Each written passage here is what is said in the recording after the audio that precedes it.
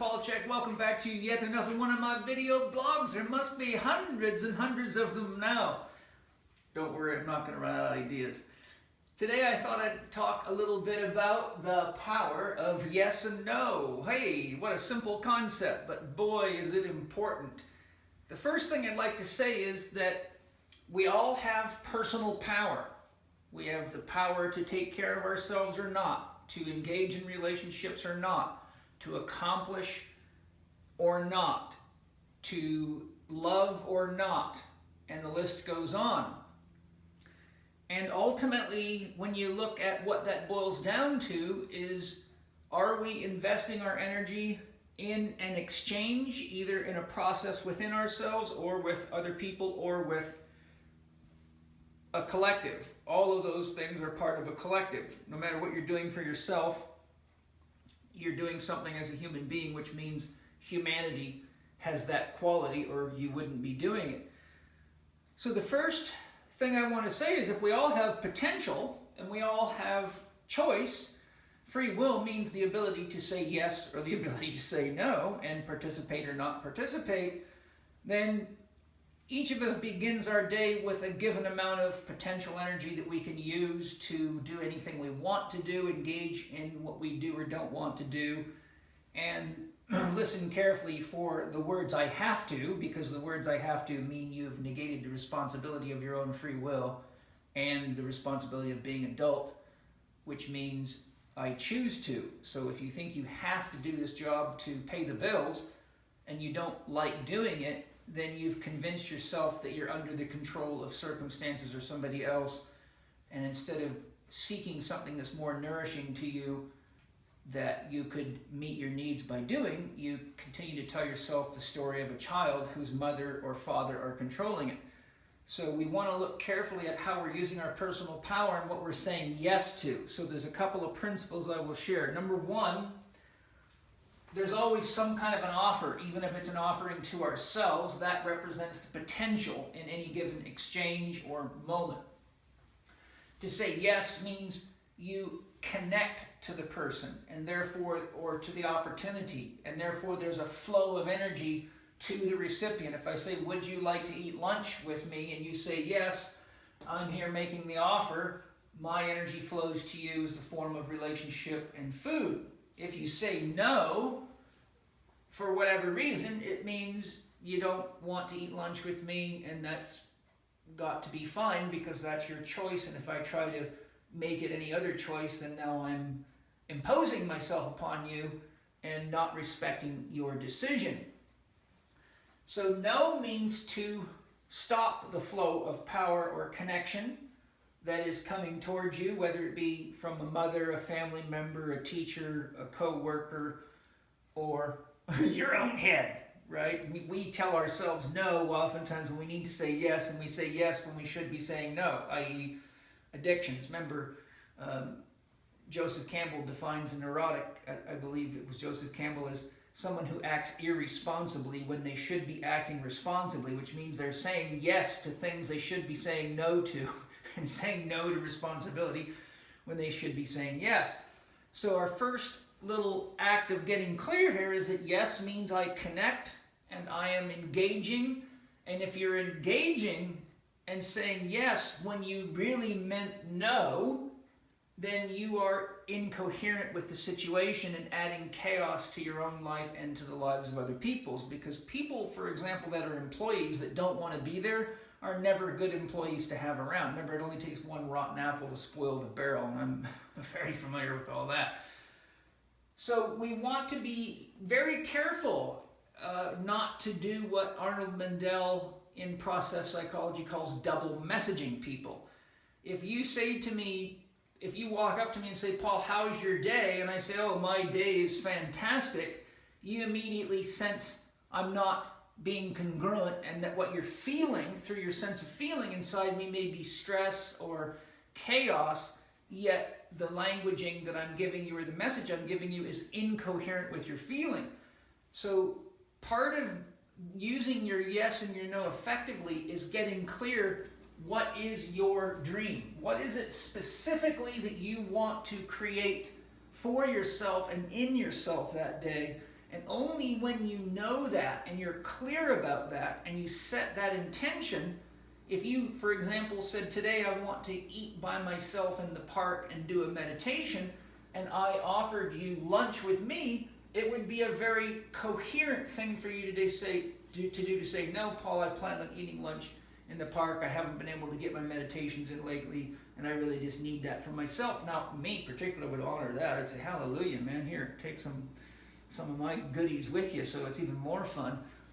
So you have to be sure what it is that is dream affirmative for you, and then you get to explore what's called spiritual bravery, being brave enough to say no when whenever is being offered or asked of you is incoherent with or incongruent with your dream, and saying yes to what is coherent with your dream and the reality that you choose to create. Only when you're clear with yourself can you be clear in relationship. A relationship's made of two or more people. So if you and I are having a relationship and I'm only 90% here because 10% of me is frustrated with something that happened at home, or the way customer service treated me, or that my computer's not working, there's 10% of me that you cannot get to know.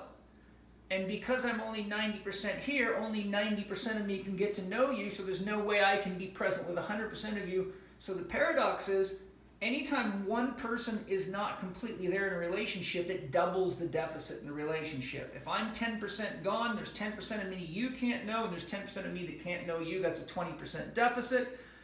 So we need to be very conscious when we're in relationship that any deficit we have here is doubled in our relationships. And as we go up to the all, so as you go from 2 to 3, you progressively multiply the deficit, and then you get confusion. And that's, for example, why you have so much religious confusion. All sorts of people claim identity and ownership of concepts, but then don't live them, and then argue with everybody else. And then what you have is very confused relationships in the name of various deities, all because of this kind of double messaging and confusion. God is love, but we'll kill your ass if you don't agree with us and don't give us your land and your oil and conform to our religious ideas. Oh, but God is love. Okay, well, yes, God is love. And that's one form of it. Okay, so whenever you're trying to decide whether to say yes or no, and always consider what is the dream of the person that you're in relationship with and need to say yes or no to, or they to you. And what we want to look for is what is often referred to as an alignment of interests. Vidya, my assistant, who's standing right behind the camera right now, says yes to me probably quite often when she probably doesn't really feel like doing things, but it's in her alignment of interests.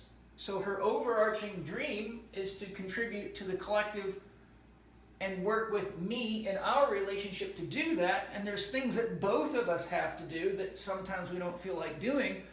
But in other words, if her immediate want is to go sit in the sun, but I need her to prepare the camera set up for whatever, then she says, well, our dream is to get this blog done as a gift to the collective.